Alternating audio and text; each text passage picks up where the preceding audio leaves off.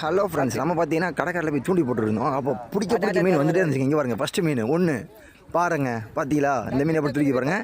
மறுபடியும் போடுவோம், கொஞ்சம் நேரத்தில் மாட்டுங்க.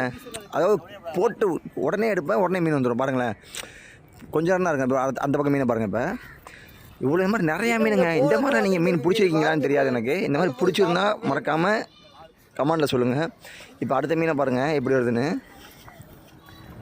பாருங்கப்பா, என்னங்க இப்படிலாம் மீன் பிடிக்க. நானே ஃபஸ்ட் டைம் தாங்க பட்டு பிடிச்சாங்க. சின்ன பசங்க பிடிச்சிருந்தாங்க. சரி, நானும் அப்பி போட்டேங்க. பார்த்தா இவ்வளோ மீன் பிடிப்பேன்னு கொஞ்சம் கூட எதிர்பார்க்கல. எனக்கு மீனே பிடிக்க தெரியாது. பார்த்தீங்கன்னா இவ்வளோ மீன் பிடிச்சிருக்கேன். எவ்வளோ பாராட்டணும் விஷயங்க. பார்த்தீங்களா? போட்டு இழுத்தங்க. இங்கே மறுபடியும் போட்டு பார்த்தா வரல மீன். அதோட சின்ன பையனா கூட அவன் மண்டையில் அடிச்சு அப்பிடுவேன் அப்படின்னு சொல்லிட்டான். சரி, நானும் அந்த பையன்ட்டே கொடுத்துனப்பா, தம்பி பிடிப்பா, எனக்கு மீன் பிடிக்க தெரியாது, ஏதோ வந்தது கொஞ்சம் பிடிச்சேன், என்ன நீங்களும் பாராட்டினீங்க, ரொம்ப பரவாயில்ல தம்பி. சரிங்க, நீங்கள் இந்த வீடியோக்கு புதுசாக வந்திருக்கீங்கன்னா மறக்காமல் நம்ம சேனலை சப்ஸ்கிரைப் பண்ணுங்கள். மறக்காமல் நம்ம வீடியோ நிறைய பேருக்கு ஷேர் பண்ணுங்கள்.